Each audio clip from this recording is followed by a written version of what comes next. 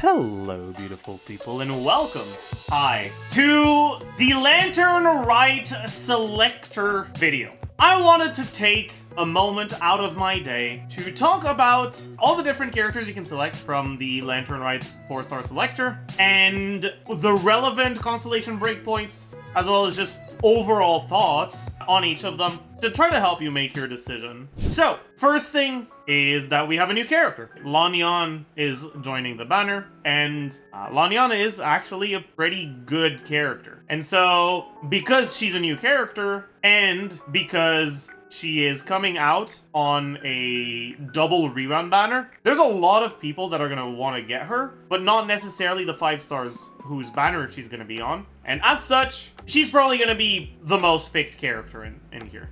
But she may not be the best for you. So, who should you pick?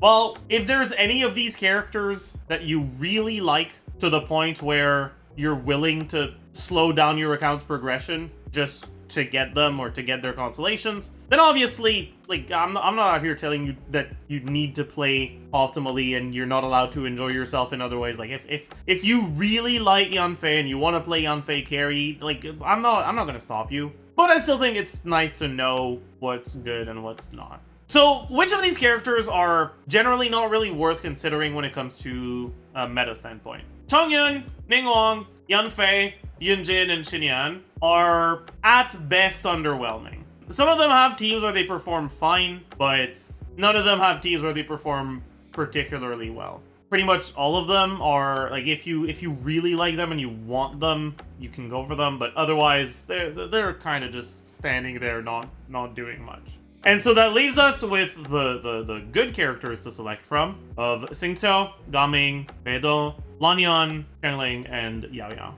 In terms of how good these characters are, Xingqiu and Xiangling are like the 2 best. Lan Yan and Gaming are also quite good. And then Beidou and Yao are situational characters that can be fairly strong, but often won't be your best available option. Usually, when I talk about Xingqiu, I tend to not group him with anyone else. But in this case, I think it's fair to group Xingqiu and Xiangling together, because Xiangling is actually a lot more constellation reliant than Xingqiu is. And because of that, there's going to be more of an argument to be made to get her if it gets you to the right constellation breakpoints. So out of those 6 characters, right, the first question you should ask yourself is, am I in dire need of any of the support characters here to be able to play a team with a carry that I like? So, for example, if you don't have Yilan and you have Hu Tao and you like Hu Tao and you want to play her, Hu Tao doesn't really have good teams that don't have either Xingqiu or Yilan. So, if you don't have Xingqiu, you should get him. If you really like playing Karen Aggravate, but you don't have Nahida or you don't have another like healing option that can be slotted in either in the official slot, which isn't really what you want to do, or in the other slot, so like Shilonen, for example, then yeah, maybe getting Yao is going to be more important than getting any like specific strength breakpoints for your characters. Yeah, so that's the first question you should ask yourself. Then comes the relevant constellation breakpoints. Once you own the characters, comes the relevant constellation breakpoints. For Xingqiu, his relevant constellation breakpoints are C2 and C6. For Gaming, it's kind of complicated, but it's mostly just C6. For Beidou, it's C2 and C6. For Lan Yan, it's C2. For Xiangling, it's C4. And for Yao, it's none. Once you have Yao, there's effectively no real reason to get Yao constellations. There is virtually no difference between a C0 and a C6 Yao. Like, technically there is a difference, but it's not enough to really ever justify wanting to actively go for constellations. They just don't do enough. And so once you have Yao, I think you can pretty much ignore Yao in the selector entirely. Which leaves you with 5 characters with relevant constellations. First is Xiangling. Xiangling is probably, out of all of these characters, the one that you're most likely to not need constellations for, because Xiangling is one of the few characters that you just get for free no matter when you start, right? You get a free Xiangling once you clear floor 5 of Abyss, and she's available in the shop, and she's on banners fairly often. And her constellations past C4 don't really matter too much. In other words, you only ever need to get 4 copies of Xiangling on your account, and Xiangling is one of the characters, well, at least one of the 4 stars, for which it's the easiest to get those constellations. But when does Xiangling C4 matter? The biggest and most important impact of Xiangling C4 is obviously the additional damage that you do. It's a lot more damage. The additional application can be useful, but there are teams in which it doesn't matter, or even teams where it's like, it actually makes it even harder to work around your stuff. That being said, you can use Xiangling without her constellations with Mualani, and so the C4 may not necessarily be something you absolutely need to get, but it is a pretty big deal if you play her, and she is a character that gets played in a lot of different teams. Lan Yan is the new character. So how good is she? Well, she's pretty good. She's a character that consolidates your VV role with defensive utility. She's the first VV character to provide a form of defensive utility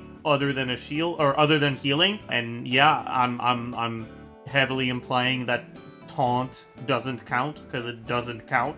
But she's an ammo shielder, and just by nature of being Animo and a shielder, she's already going to have a place in a bunch of teams. But then on top of that, she's a Catalyst user, which means she can use CTDS, which means that she won't just have a place in a lot of teams. She's actually going to be competitive in terms of damage with other characters in those teams, on top of providing you with shielding. Generally, the TDDS buff will provide a little bit less, but not too much less damage than Kazuha's buff based on his EM. So effectively, the main difference between using Lan Yan and using Kazuha on a team with an attack scaler is going to be Kazuha has much better grouping, but in exchange, Lan Yan has a shield. And that shield is a decent size. And then at C2, the size of that shield increases a tiny little bit. Lan Yan's shield is pretty much the average non-Geo shield in terms of numbers. However, her C2 makes it so that when you use normal attacks while the shield is active, you can effectively heal the shield's HP. You can heal it by 40% up to once every 2 seconds, if I remember correctly. And it's a pretty big deal, actually. It means that if your shield doesn't get one shot, you effectively just get your full shield back pretty quickly. It's gonna make the shield a lot tankier. That being said, that shield being tankier only matters if you get hit a lot. And so it's not a constellation that's necessary, but it is going to make her feel like a much stronger defensive unit.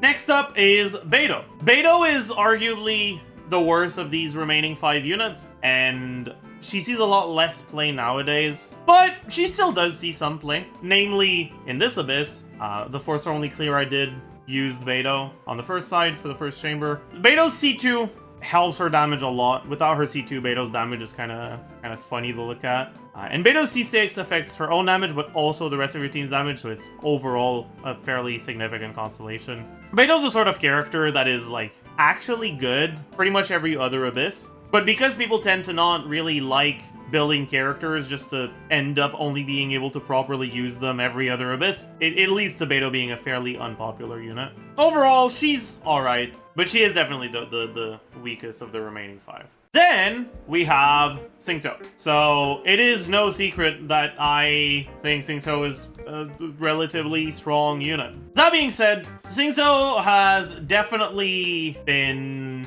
a lot less present in teams for recent carries. He hasn't really gained any new teams in a pretty long time now. If you look at the characters that we have gotten in Natlan, right? Kachina's not a carry. Mualani is very, very reliant on vapes, and so you wanted the enemies to have a pyro aura, and Xingqiu's orbitals apply hydro and can make you lose your vapes, which is obviously awful. You really don't want that. And so Xingqiu doesn't work very well with Mualani. Kanich definitely tends to like his burning teams more than his Burgeon teams. Xingqiu's fine with Kanich, but not part of his great teams. Villain is not a carry. Auron's not a carry. Casca is a charge attack carry that doesn't use normal attacks, so it doesn't work with Xingqiu. And while Maoika does work with Xingqiu, Maoika synergizes really well with shorter rotations, and getting those 18-second rotations is actually kind of a big deal. And so playing with Xingqiu is like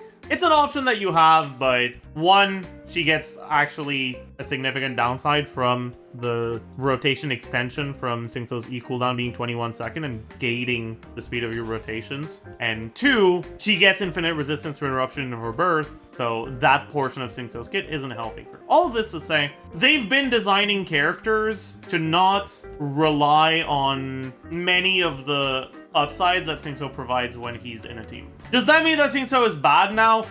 No. Well, those teams are good, and while, as I talked about in my power creep video, Malika is definitely not a great sign for the future health of the game. A lot of the good teams either use Xingqiu or can reasonably slot him in as a slightly more defensive-focused option. Hyperbloom is still one of the best teams in the game, and so Xingqiu is still very strong. But he's not nearly as necessary to an account as he used to be, because more and more characters are designed to work without needing him. Speaking of characters that are designed to work without needing him, let's talk about the last one of our characters, Gumming. Gumming got a massive, insane buff this patch.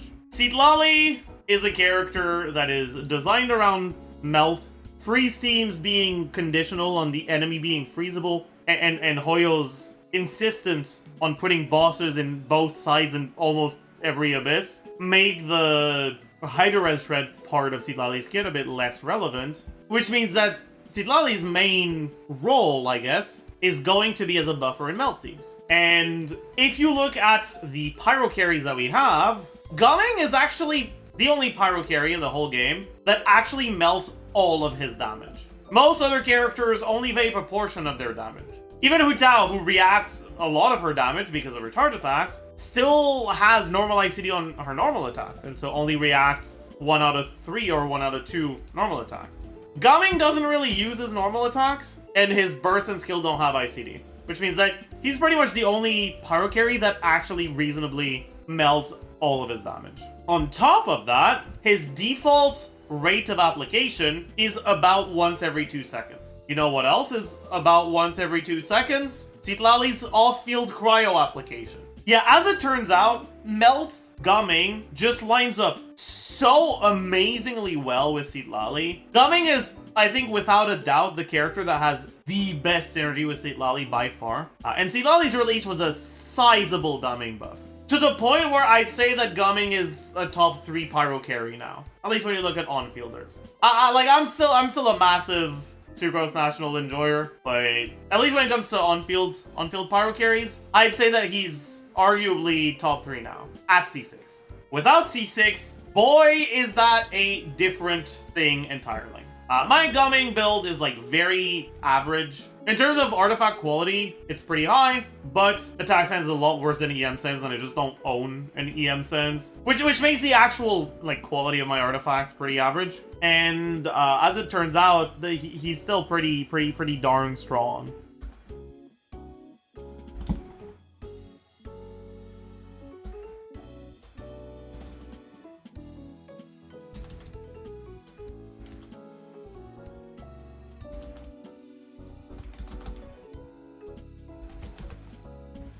Gumming is like actually a really good carry now.